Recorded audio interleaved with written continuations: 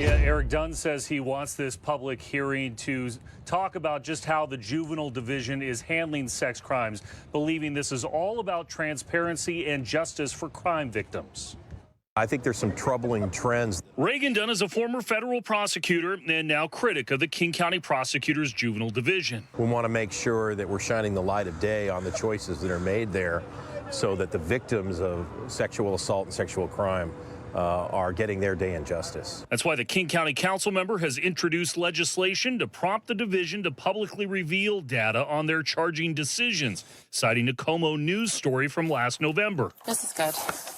There's only been like one before this that we actually had a good suspect. In which prosecutors acknowledged not seeking certain forensic evidence in a rape allegation. The bill, as crafted, would force the department to publish how many cases are investigated, deferred, or declined, and why. Just this month, after KOMO News first raised the issue, the KCPO published juvenile sex offense case data, noting it only filed charges in 34 claims in 2023, or 12.64%. We also believe in transparency, and we welcome it. Casey McNerthney is with the King County Prosecutor's Office. It's important to note that the overwhelming majority of those cases didn't come to us with the information needed to file charges.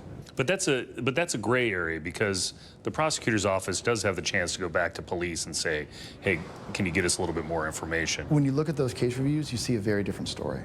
Also, we can ask them for that, and in many cases we do. McNerthney says King County Prosecutor Leesa Manion quietly did an internal audit of the juvenile division in January after the KOMO News report, providing a previously unreported 71-page analysis to the council on the status of each and every juvenile 2023 sexual assault claim, with a level of detail that Dunn now argues should be more readily available. There's nothing wrong with transparency. Transparency to the public's always a good thing, in my opinion. Dunn says it will help determine if there is a resource issue or something else that needs to be fixed in the county's juvenile division.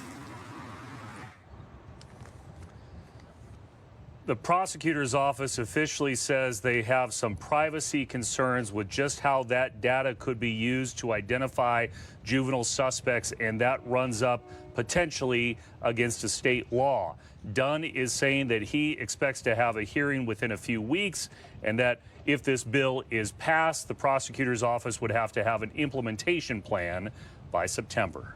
That's the story for now. Live in Seattle, I'm Chris Daniels, KOMO News.